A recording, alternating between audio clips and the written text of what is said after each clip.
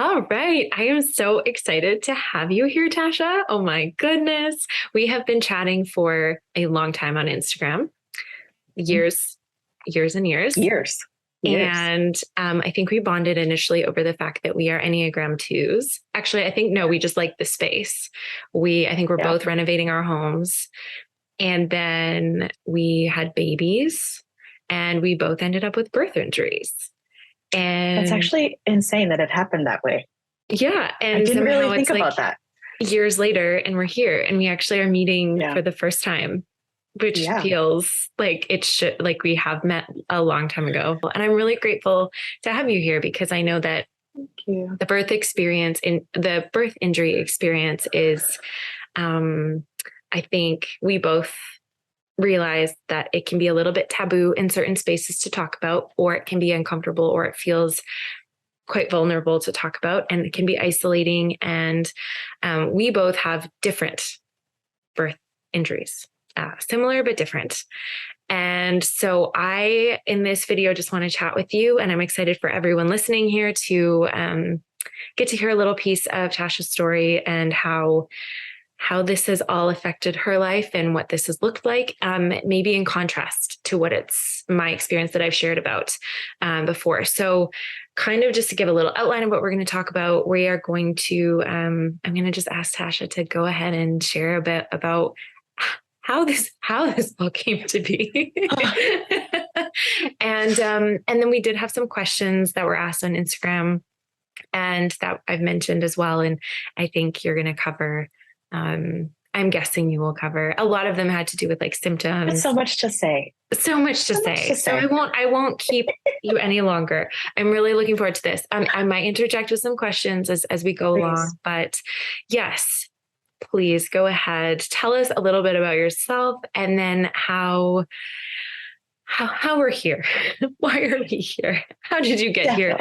And what would you like to share? Obviously what you're comfortable with. I just appreciate it already. Yeah, it's so funny. I was telling a coworker about like Instagram and how I've met so many amazing people. And I was like, I have friends in the States who I've never met who we send Christmas cards back and forth.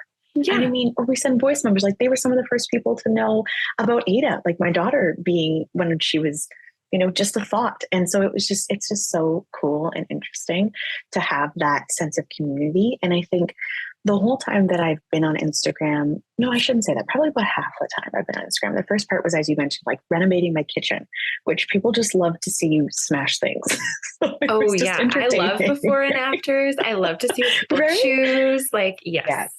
And so it's just fun, right? And at a certain point, I realized that the ramblings that I would talk about or the tangents I would go on, people were responding to it. And it was just like having a conversation. And it was just so natural. And it felt so much less isolating in a world that can be isolating. And then 2020 happened and we all were so isolated in more ways than one. And that community was still there. And so I kind of went off. I was so sick while I was pregnant. And so I kind of went off and I wasn't on it very often. And I felt like I only had negative things to say. And I thought, nobody wants to hear you complain about pregnancy. Like it's a gift and it is such a beautiful thing, but it was so hard and it was really, really difficult to go through it. And I had friends who had struggled with infertility. And so I just felt so guilty having any mention of it being a difficult time when I know that there were people who were just wishing for that. And so the whole experience kind of started off with like pregnancy not being the most magical thing. I was sick all the time. I gained much more weight than I had hoped for. And I was reminded of it at every appointment with my midwife. It was that you're gaining more weight than you should. And at one point, I think it was 2 months before, I finally went, please don't tell me anymore. I know, I get it. You're looking out for me, but I'm eating as balanced as I can, and I'm trying as best as I can, and I'm just.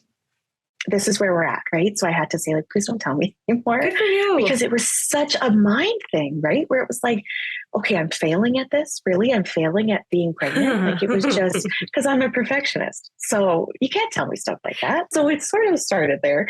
And then I was induced and my water broke that morning and I was GB. Oh my gosh, is it GBS?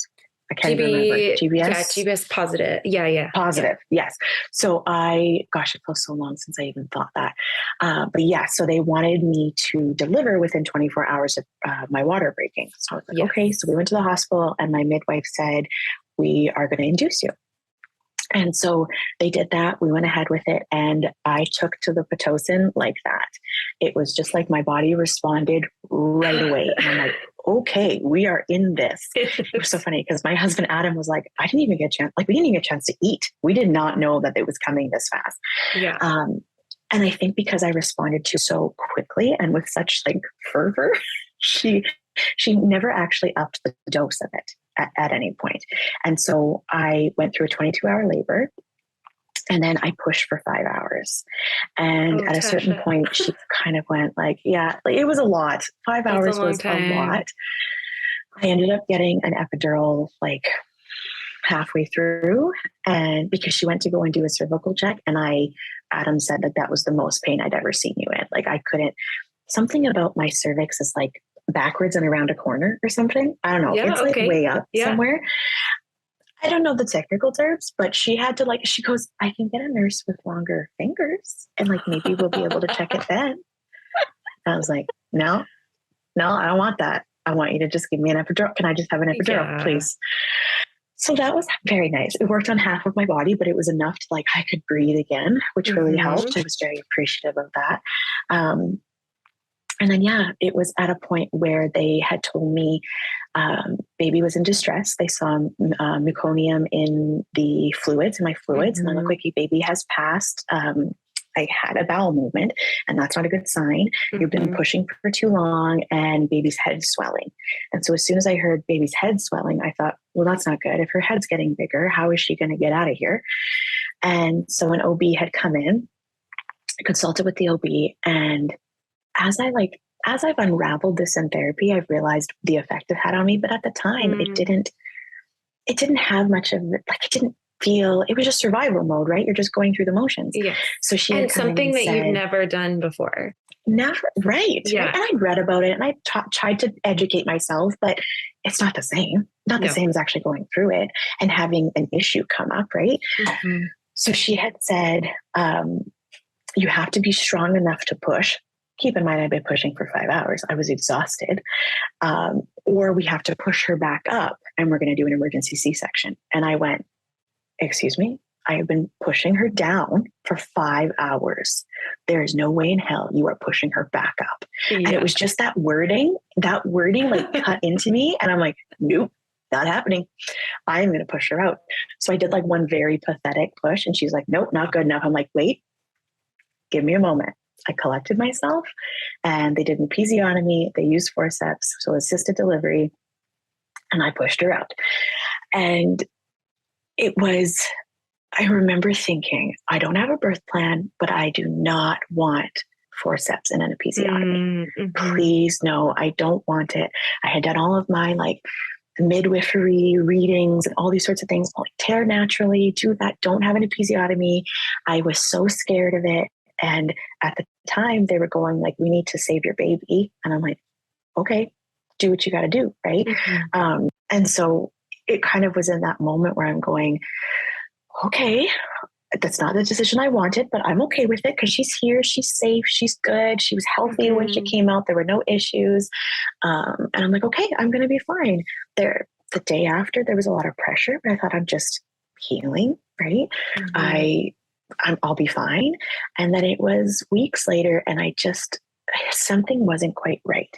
And I went to go see my family doctor and she agreed. She's like, something's not quite right. She's like, I think you have an infection.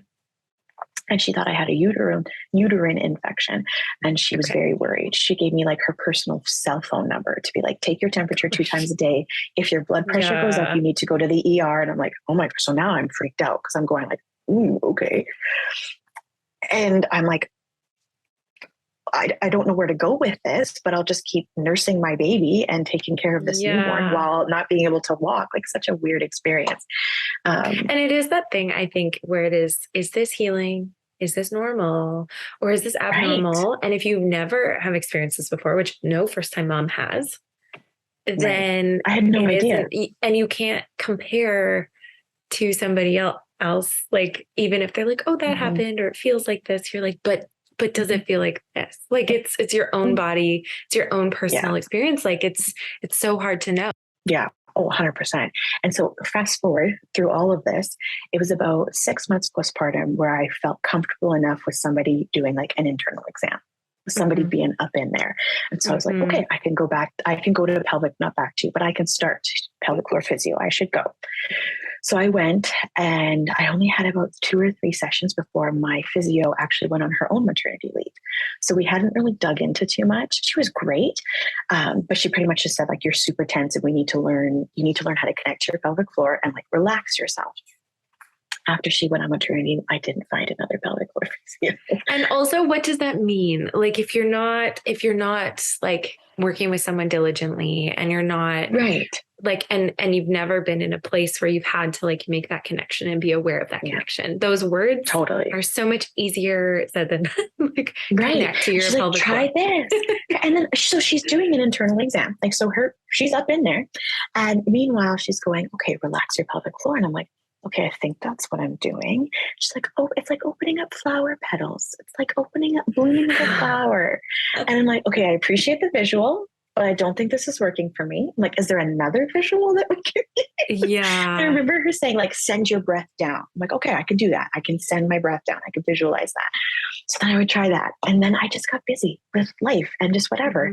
And I didn't go and find another pelvic floor physio because there wasn't anyone close, because I'm all about proximity. So that didn't happen, but I had a really great recommendation from my chiro, who I had started seeing when I was pregnant, and who was absolutely amazing. And she's like, I know that this lady is 25 minutes away, but you have to go see her.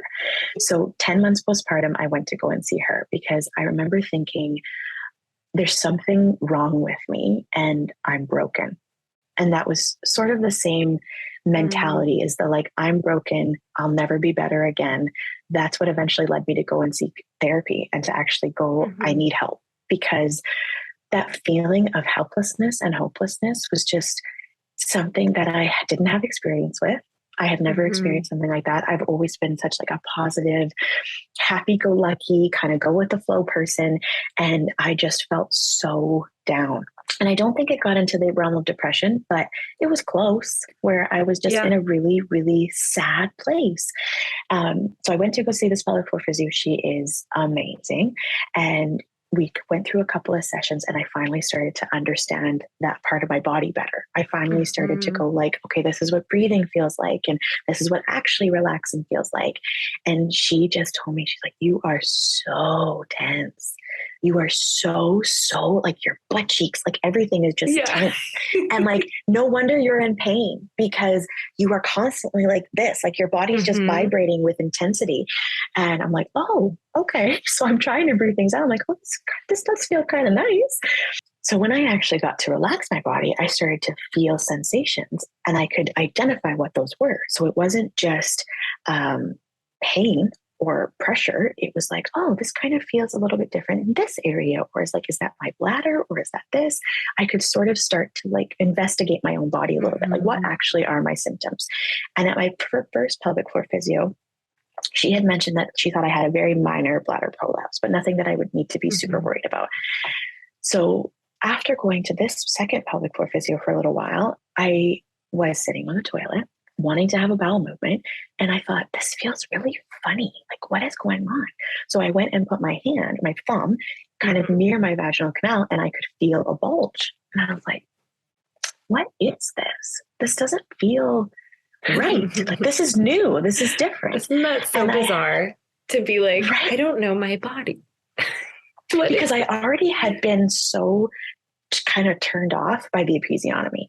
Because even just like wiping after I peed felt different, right? Like that, the physical geography of my skin had changed, and there was a cut there, right? And that was so, like, that was a bit of a mind mess for me, because it was something that I didn't necessarily want, but felt I had to do, and to get my baby out, right? And so even that was just sort of like, oh, it was this reminder every time you use the bathroom that something's not quite the same as it was.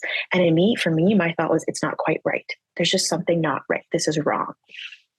So I felt that, and I was describing it to my pelvic floor physio, and I found a page on Instagram at the time where that individual had a rectocele, a rectocele, or my pelvic floor physio is South African, and she says rectocele.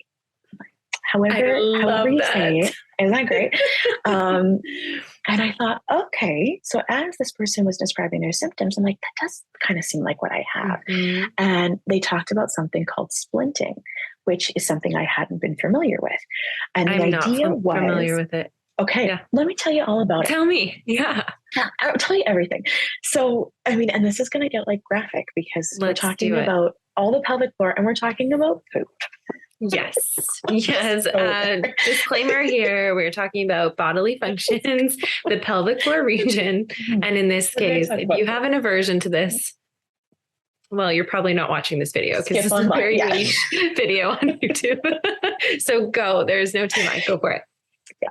So at that point, she had said you would use your thumb to put your thumb inside your vaginal canal, and you would need to push down. And at some points, you could use like 2 fingers to push against your perineum. Mm-hmm. And kind of the idea is that you would push stool out of your body because your body isn't capable of doing it on its own, because there was the vaginal kind of wall, the back wall of the vagina butts up against the wall of the rectum. Mm-hmm. And so in my case, the rectum had prolapsed sort of out. You see my diagrams? Mm-hmm. My rectum had prolapsed out into my vaginal canal. Mm-hmm. So that's the bulge coming out that I was feeling when I went to go and wipe or I went to go do anything. So theoretically, if you can push on that the bulge, which I could move it around, and I could move it around, not realizing that on the other side of it was stool. Right. That was like a very weird thing to realize. Yeah. I'm like, on the other side of the skin, I'm just like playing with my poop. That's what I'm doing.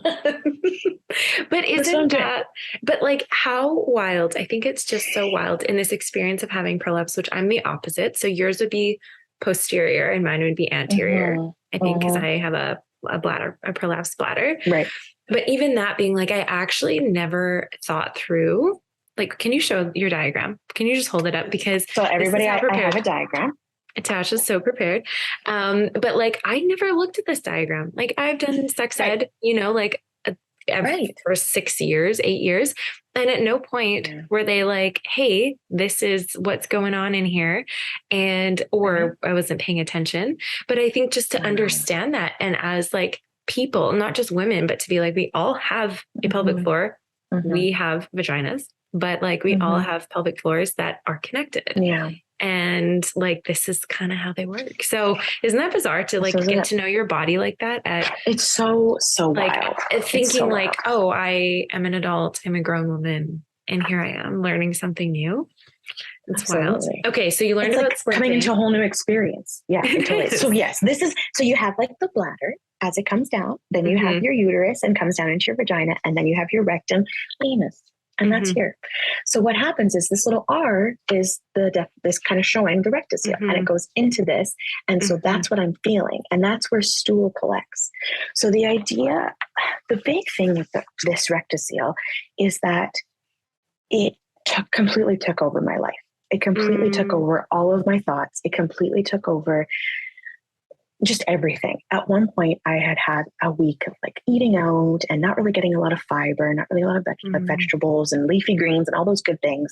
And I ended up with a hemorrhoid the size of a tennis ball. I could not move. I carried a donut pillow with me everywhere. I did all these things. And then it took me a week and a half for it to go down sitz baths every day, multiple sitz baths, preparation age, all this fun stuff, just to try to get it back to a place. And once you have a hemorrhoid, in case people aren't aware, it never truly goes away. You still have a little friend just hanging out, just being with you all the time. So there was always that fear that it was going to like erupt again. And I'm like, gosh, I can't have that. So my days were plagued by like this fear and anxiety that I would get to this place where I would have a hemorrhoid again, or that I would just feel this intense amount of pain and pressure. Because if I wasn't able to like fully evacuate a bowel movement, it would sit there and it would cause pressure here. and it would really flip and hurt. And right, I'm trying to go back to work, and I'm trying to live a life where I can just exist without having to think about, what have I eaten? When was my last bowel movement? What does all of this look like? How can I get through my day and make sure that I'm not uncomfortable? And most of the time I was just uncomfortable. Mm-hmm. And I just kept thinking to myself, like, why are you broken? Why can you not do one of the few things that your body is truly meant to do? We are meant to excrete waste. You get rid of waste. And I can't even get rid of the waste in my body. Like, I am quite literally, excuse the expression, full of shit all the time. Yeah. All the time. Right. And it was just, I was going to say, like, along with this, I think, like, we chatted a little bit. I think you were kind of like, after having your daughter, being like, what is your experience? Like, what is this like? And I think just discerning, like, there were some differences, that it wasn't the same, but like, there was definitely some, like, similar bulging, but like not the same way. And even with that, I think personally, and I mean, once your algorithm is going towards what you're involved in, like, then you see the things. But I had heard a lot more about, like, a uterine prolapse or a bladder prolapse, but hadn't heard much. I knew it was possible, or I knew of people who had like really minor ones, but I just like really haven't talked to or known anyone who has experienced this. Now, whether that's because they haven't, or they just haven't talked about it, and whether they've felt uncomfortable or embarrassed to talk about these functions, which I think are, like you said, like crucial to health, but just like not discussed the same way. So I'm sure that had an impact on your experience. 100%. I mean, we talk about our kids' poop all the time, because we want to know how often, we want to know the colors, we want to know this, like, especially when they're first born, all that kind of stuff, right? But we don't talk about our own. That's like, this is a bodily function that people don't really discuss a lot, right? And so you're absolutely right. In the online space, I didn't see it. I saw that one account. And then in all honesty, I had to unfollow the account at a certain point, because it was just too much. And I just found myself going like, is my symptoms the same as that? I was overthinking it. Yeah. And I was just like, you know what, this isn't serving me anymore. I'm so glad that I know that there's somebody else with it, and it was able to help me identify what I had. But no, there wasn't. And I saw so much about bladder prolapse, and I thought that almost feels normalized to me in a way. It's, it just was so much more talked about. And I mean, at the end of the day, I was so embarrassed to talk about this. And still, like, I've all day today, I'm like, am I really going to talk about this? I'm really going to talk about this? I so appreciate it. I like, it's poop. It is. But like, when you think about it, like we joke about it now. I think I would have felt differently maybe before having babies, but just being like, after giving birth to my daughter, the first question I asked was, did I poop? Like the first thing. And okay, I'm going to tell you a funny story. It's going to now be on the internet for everyone to hear.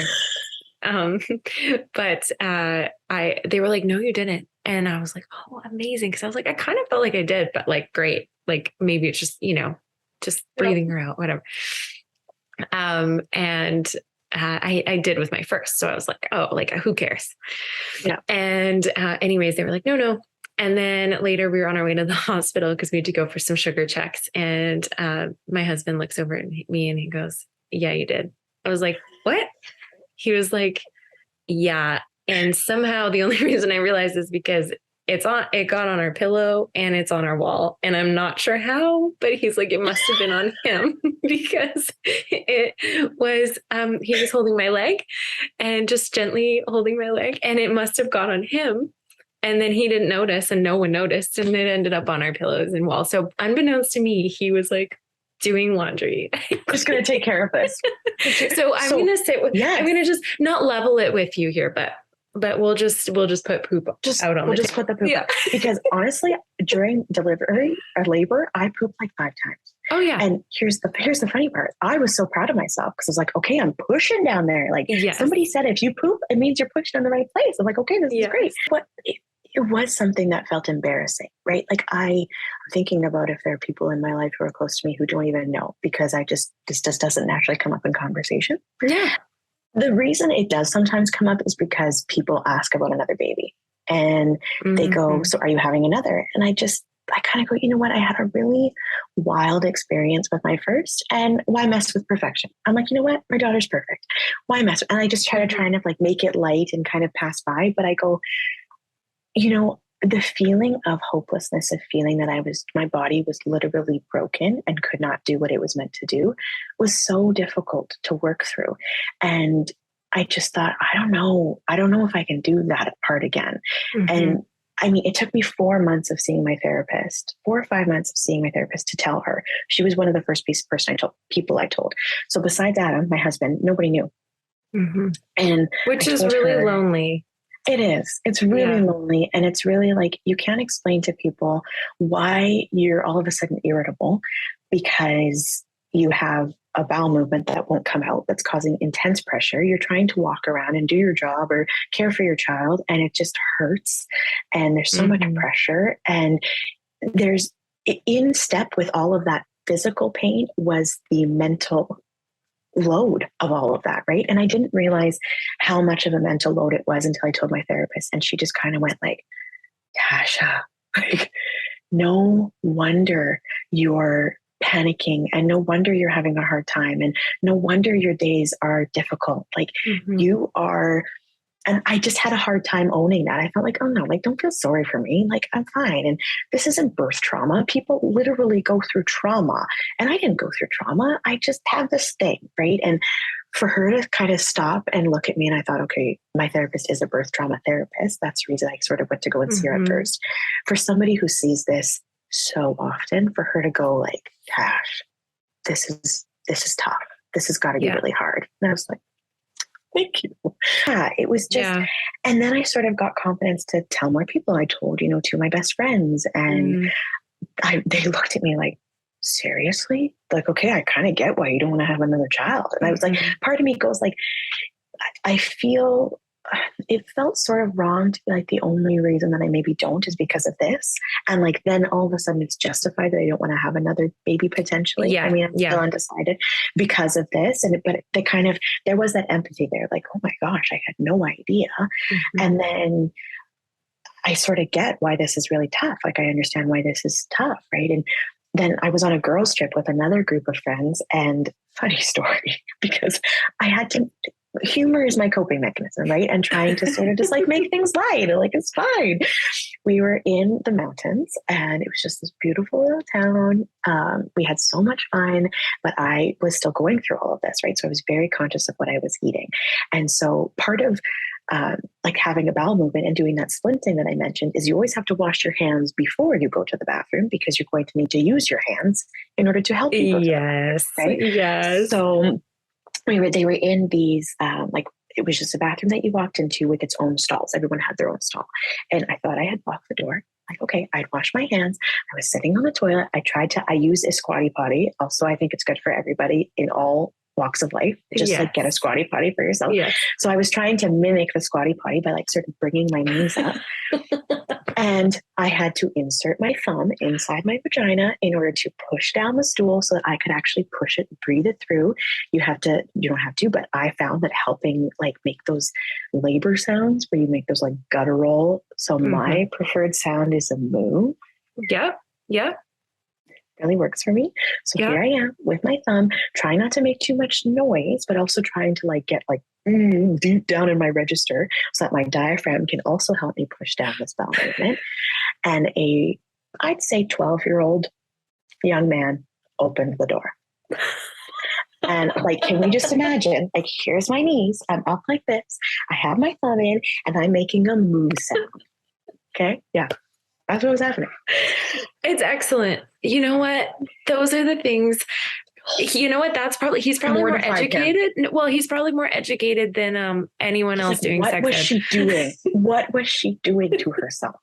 So that night I went back, because I was just like mortified. I went back and told a couple of my girlfriends. And again, it's like those shocked expressions, because nobody has heard of this, or nobody thinks that this exists, or nobody knows. And again, like you mentioned, it's sort of the dichotomy of how much do we say so that we don't make people fearful, but then how much do we do we acknowledge that this does happen? And if it does happen to you, you're okay. It's okay. And you're not alone. Aren't broken. And you aren't broken. Yeah. And right. How do we, like, one of my very, very best friends is pregnant right now and expecting in a few weeks. And she doesn't know this about me yet because I didn't want to scare her. I don't want her to, but she told me the same sort of thing about, and I don't think she'll mind me sharing, but she mentioned that she's like, the one thing I want is no episiotomy and no forceps. And I was overcome with emotion and I just started crying. I just couldn't, I just thought I was you. And I didn't want that. And I thought for sure that's not going to happen to me.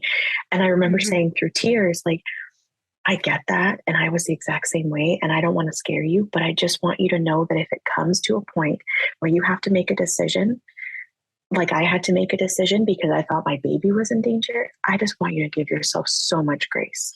And I just want you to remember that you made a decision based on what you knew and how everything felt and what was going on at that time, because I have not given myself grace for that decision. And that was a very tough thing to come to terms with. Like, I've tried so hard, and I think I've done a pretty good job of not dwelling on what could have happened or what should have happened or, that sort of thing. I'm like, because it happened, this is where we're at. And I focused more just on what I am now and how that broken feeling made me feel. And it's just, my therapist had said to me, because therapy, gosh, is the best darn thing that ever happened to me. It's amazing. Yes. I'm so grateful for it. She had said at one point, she's like, a lot of birth trauma survivors, it's a very emotional experience. She goes, but all of the things that you're talking about are very connected to the physical.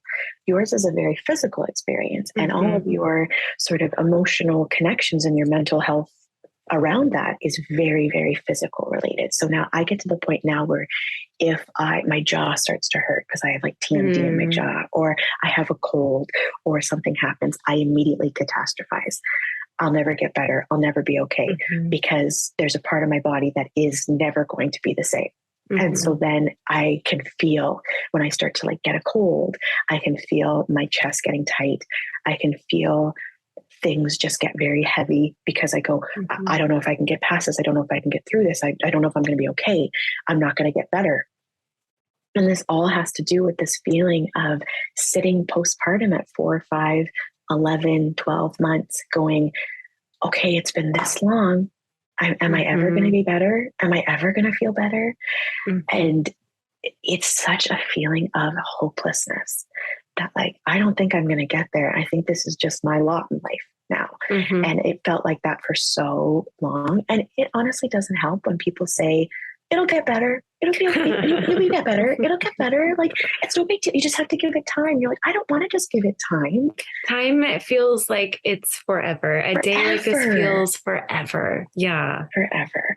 And I mean, everybody is always so well-intentioned, and you never know how it's going to hit somebody when you say something, right? But it was just something that I remembered saying, and especially to my friend, going like, again, you're not broken and you're not wrong and you didn't make a poor decision. If this is what it comes to, that's all. Whatever decision you make, know that it was the right one at that time, and you did it for the sake of yourself and your baby. And that's the right call. Whatever you said, that was the right call. And it's kind of like, I so funny. I had therapy that night after having this. Of course, it always happens that way. Working through all of this with my therapist, and she's like, what do you think that was telling you? She's like, I think it was telling you that you have a lot of trauma that you still have to work through, because your body couldn't help but get emotional when that came up. Your body couldn't help but, and she's like, what do you think about the Tasha? Because I said, I was her. And she goes, what do you think about that girl? What do you think about her? And I was like, I just feel so sad.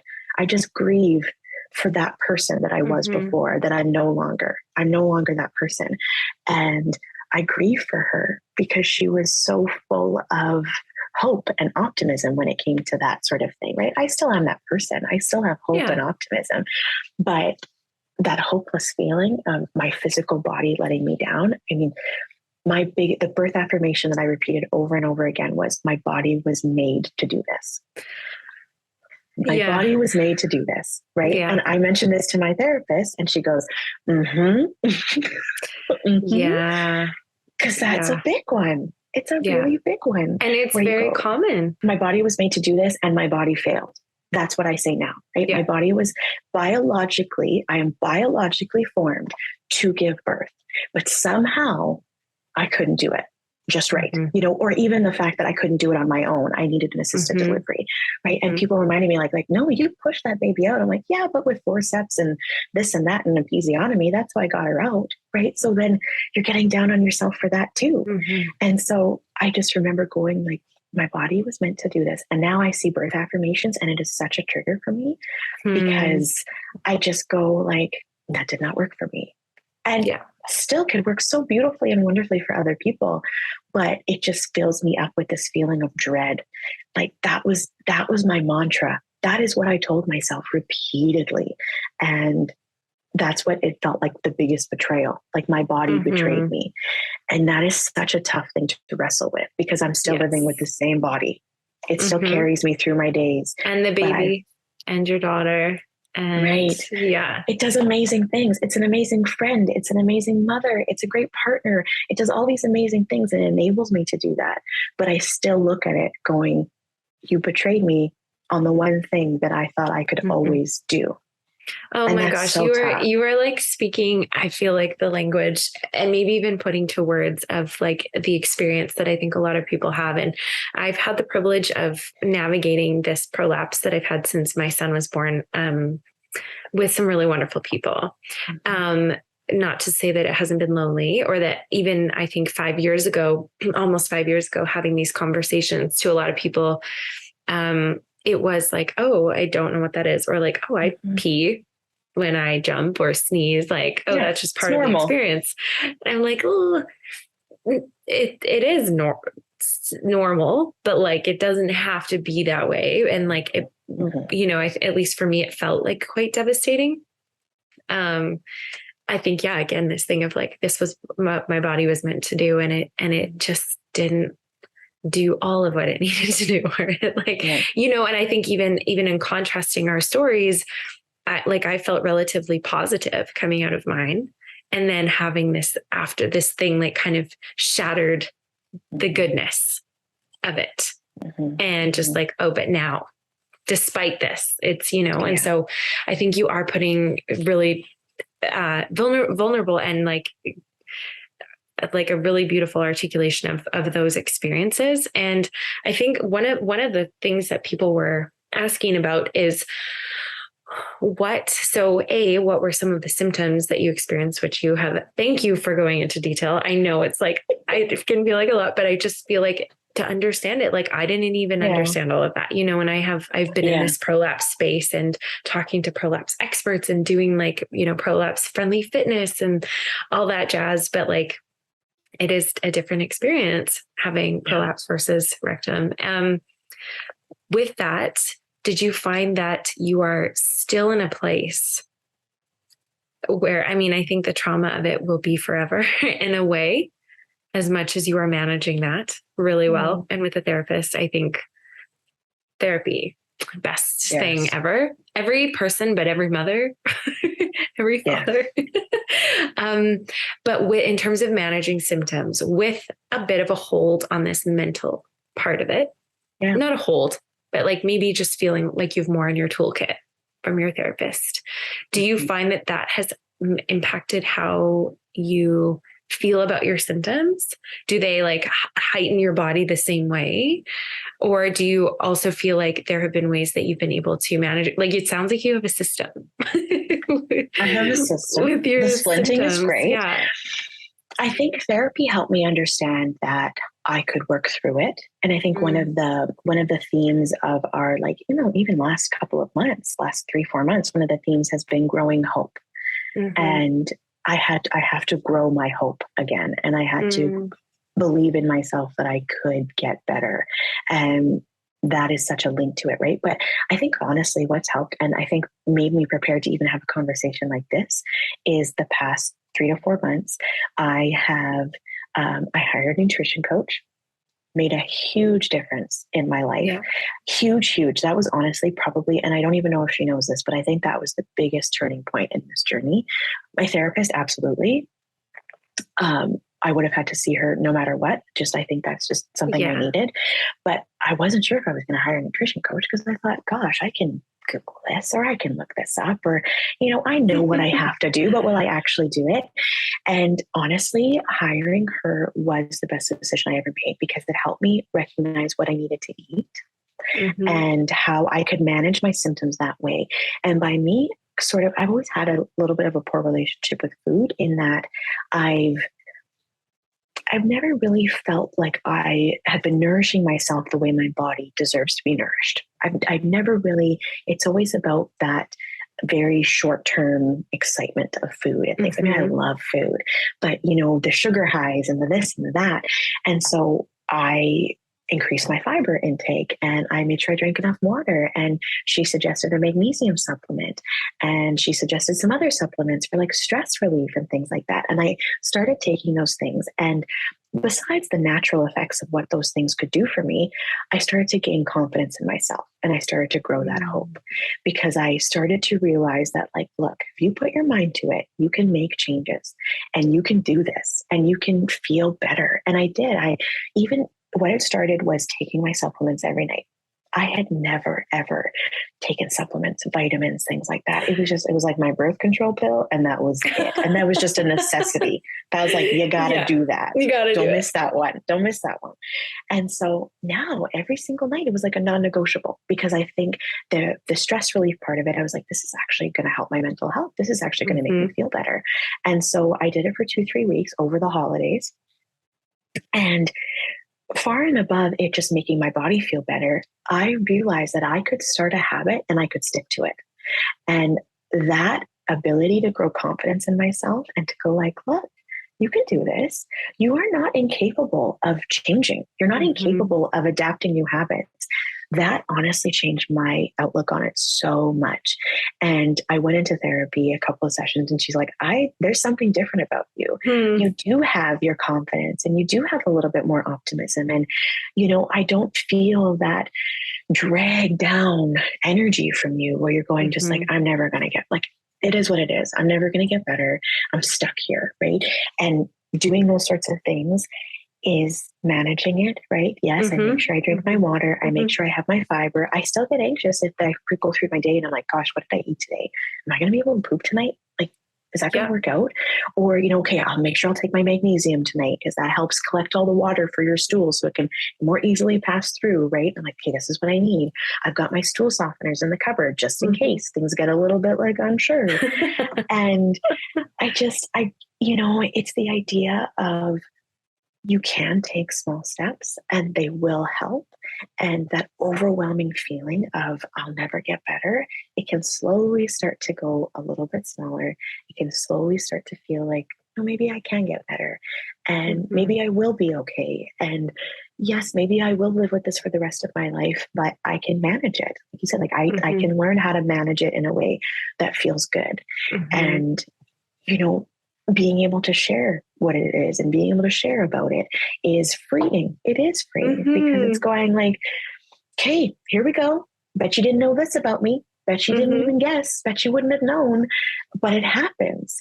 And I think my philosophy on things has always been like that open book vulnerability because you just never know which person you might touch with your story. You never know. And it's just so worth it to share, I think, if it means that somebody else can say, I feel seen and I feel understood. And maybe we don't have the exact same experience, but what you're saying speaks to me in a way that I can see that you went through a really hard time, but maybe I can come on the other side of it. And maybe that modeling is more important than us saying like, it'll get better. You'll be okay. It'll get better. Yeah. Yes, I agree. And I think too, I think motherhood, I'm grateful for social media and motherhood I talk about this often that I've had a very positive experience on social media. I've had, really wonderful friendships like yourself and other people where it's like it's beautiful. And it keeps me during COVID, it kept me like connected with humans. And even now, sometimes in the motherhood experience, I'm like, oh, there's other people out there experiencing this, but I wouldn't know unless someone talked about it in a space like that, where I could be like, oh yeah, like even in, after my first, finding out I had prolapse, after my son, Kimberly I think you've watched a live or two before with us, her having her daughter like a couple months later, and then finding me through a hashtag, and then us being able to navigate it together. And then we ended up, both of us, choosing to have another baby or try for another baby, and then navigating that together. And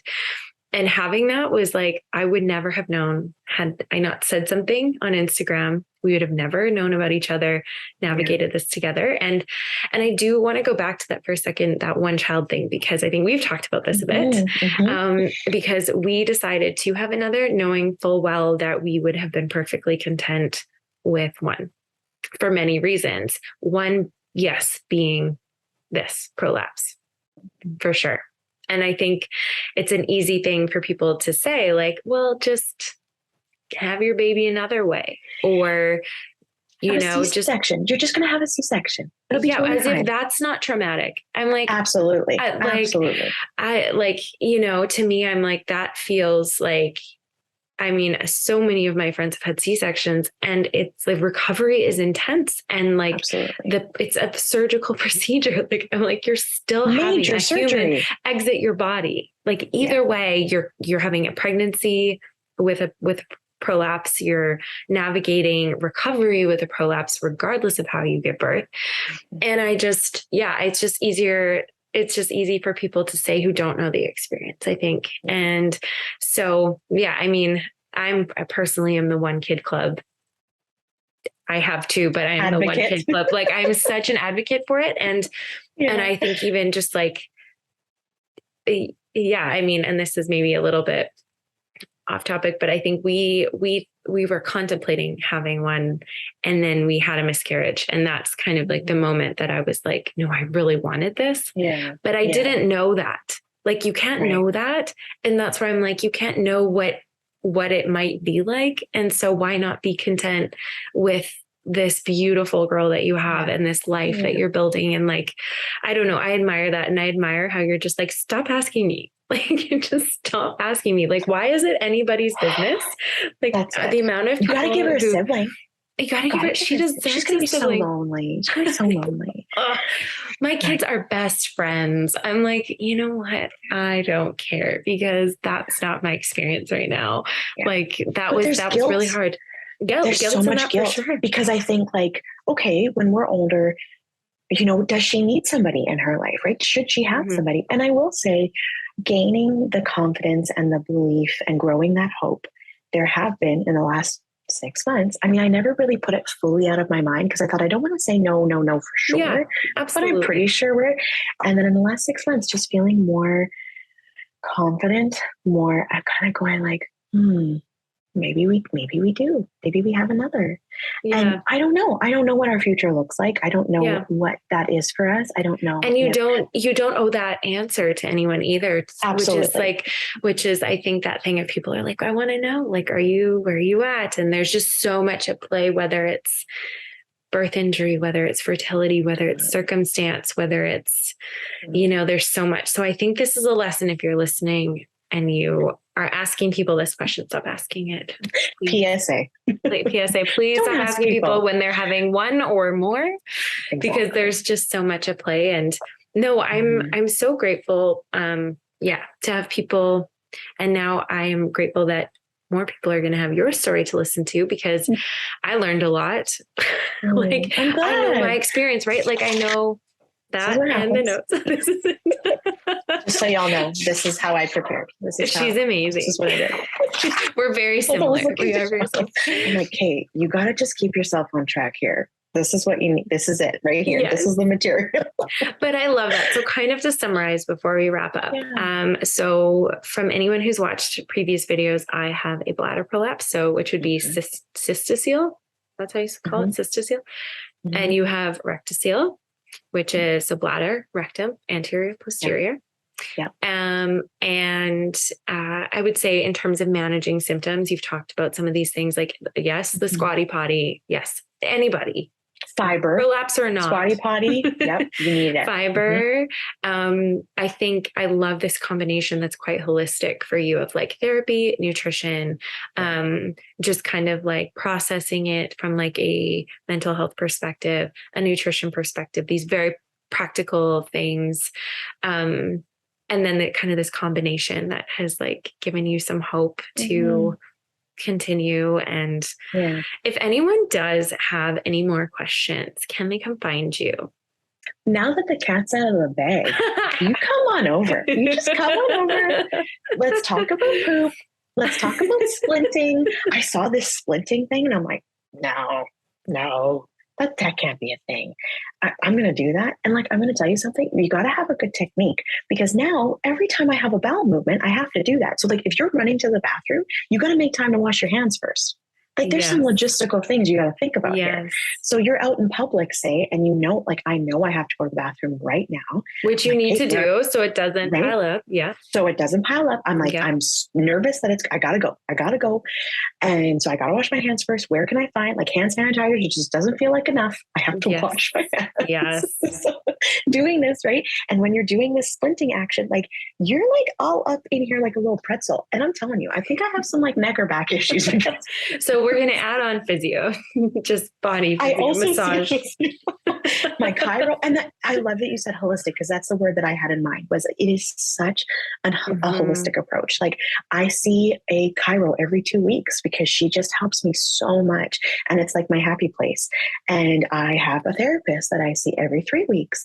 And I mean, I say all of this with the knowledge that not everyone has access to benefits into these things. And I'm so grateful that I do. But it's not just me. I'm not a one-show pony here. Like I have to go to my therapist, to my chiro, to the nutrition coach, all of these things that I needed help.